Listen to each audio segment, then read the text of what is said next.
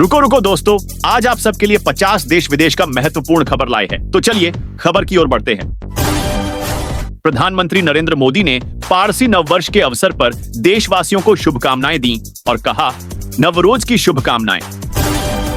भारतीय राष्ट्रीय राजमार्ग प्राधिकरण NHAI ने टोल प्लाजा पर गड़बड़ी पाए जाने के चलते 14 कंपनियों पर प्रतिबंध लगाया। छत्तीसगढ़ के बीजापुर और कांकेर जिलों में सुरक्षा बलों ने 30 नक्सलियों को मार गिराया, जबकि एक जवान शहीद हो गया। भारत और अमेरिका ने प्राचीन धरोहरों की तस्करी रोकने के लिए सांस्कृतिक संपदा सुरक्षा समझौते पर हस्ताक्षर किए। सरकार के स्वामित्व वाली रेडा कंपनी ने 107 करोड़ रुपए जुटाने के लिए अपना पहला परपेचुअल बॉन्ड जारी किया।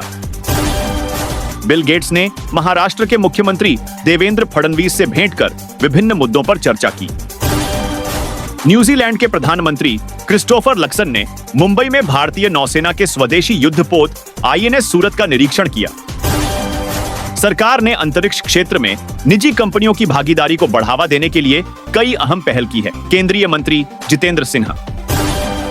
वित्तीय वर्ष 2025 में भारत की अर्थव्यवस्था 6.7% की दर से आगे बढ़ने की संभावना। S&P ग्लोबल की रिपोर्ट। 2024 में भारत के वेयरहाउसिंग और लॉजिस्टिक्स उद्योग में 203% की वृद्धि दर्ज की गई। भारत में औसत इंटरनेट डेटा खपत बढ़कर 27.5 गीगाबाइट प्रति माह पहुंची, जबकि 5G नेटवर्क का उपयोग 3 गुना बढ़ा। BCCI ने चैंपियंस ट्रॉफी विजेता खिलाड़ियों के लिए इनाम की घोषणा की। 15 खिलाड़ियों और कोच को 3 करोड़ रुपए दिए जाएंगे। बिहार विधानसभा में एक विधायक के मोबाइल देखकर प्रश्न पूछने पर मुख्यमंत्री नीतीश कुमार नाराज हो गए। सागरमाला 2.0 परियोजना के तहत 12 लाख करोड़ रुपए का निवेश आकर्षित किया जाएगा। केंद्रीय मंत्री सर्बानंद सोनोवाल। भारत का कॉफी निर्यात चालू वित्तीय वर्ष के अप्रैल-फरवरी के दौरान 40% तक बढ़ा। कृषि क्षेत्र की मजबूती और उपभोक्ता खर्च में वृद्धि के चलते वैश्विक चुनौतियों के बावजूद भारतीय अर्थव्यवस्था का प्रदर्शन बेहतर रहा। RBI report.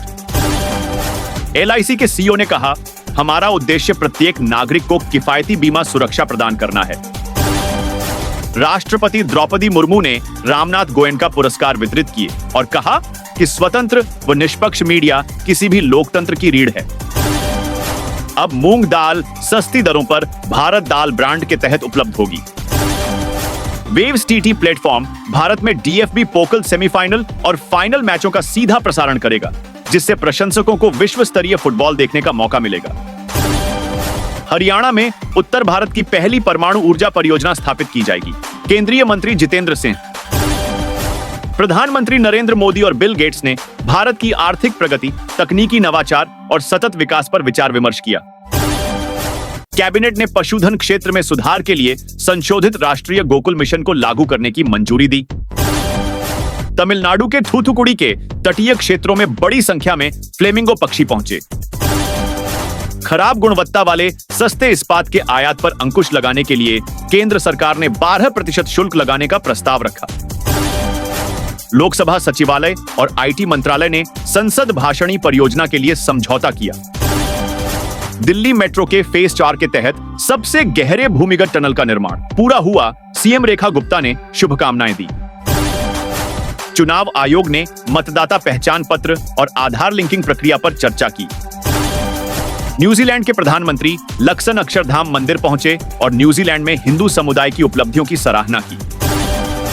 मॉर्गन स्टेनली की रिपोर्ट के अनुसार वित्त वर्ष 2025 से 26 में भारत की महंगाई दर 4% रहने की संभावना है। बिल गेट्स ने भारत की प्रगति की सराहना करते हुए कहा, यहां के नवाचार प्रेरणादायक हैं।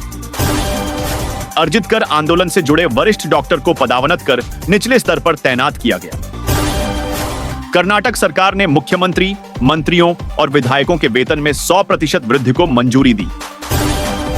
महिला विश्व सेवन श्रृंखला मई में $5 मिलियन की इनामी राशि के साथ शुरू होगी। रक्षा अधिग्रहण परिषद ने 54 लाख करोड़ रुपए के रक्षा सौदों को हरी झंडी दी। गृह मंत्री अमित शाह ने नक्सल विरोधी नीति को सख्त करने की बात कही और 22 नक्सलियों के मारे जाने पर सुरक्षा बलों की सराहना की। रूस और अमेरिका सऊदी अरब में काला सागर व्यापार मार्ग और यूक्रेन संघर्ष पर वार्ता करेंगे। भारतीय वैज्ञानिकों ने पेट के कैंसर के संभावित नए कारणों की खोज की। सुनील छेत्री ने अपना 95वां अंतरराष्ट्रीय गोल दागते हुए भारत को मालदीव के खिलाफ 7 से जीत दिलाई। हरियाणा पंजाब की शंभू सीमा पर किसानों का आंदोलन जारी, सुरक्षा के कड़े इंतजाम किए गए। ट्राई ने स्पैम कॉल्स पर नियंत्रण के लिए सख्त नियम लागू किए, टेलीमार्केटर्स पर कार्रवाई की प्रक्रिया तेज की। उत्तराखंड में 4 धाम यात्रा के लिए पंजीकरण प्रक्रिया शुरू हुई। प्रसिद्ध मूर्तिकार राम सुतार को महाराष्ट्र सरकार का सर्वोच्च नागरिक सम्मान महाराष्ट्र भूषण प्रदान किया जाएगा। प्रधानमंत्री मोदी ने विकसित भारत की दिशा में ग्रामीण विकास को प्राथमिकता देने की घोषणा की। भारत और जॉर्जिया ने रायसीना डायलॉग 2025 के दौरान द्विपक्षीय संबंध मजबूत करने पर चर्चा की। भारतीय पुरुष कबड्डी टीम ने वेल्स को 47-10 से हराकर कबड्डी विश्व कप के ग्रुप चरण में जीत हासिल की। सीबीआई ने दिल्ली पुलिस के एक सब इंस्पेक्टर को 2.5 लाख रुपए की रिश्वत लेते हुए गिरफ्तार किया।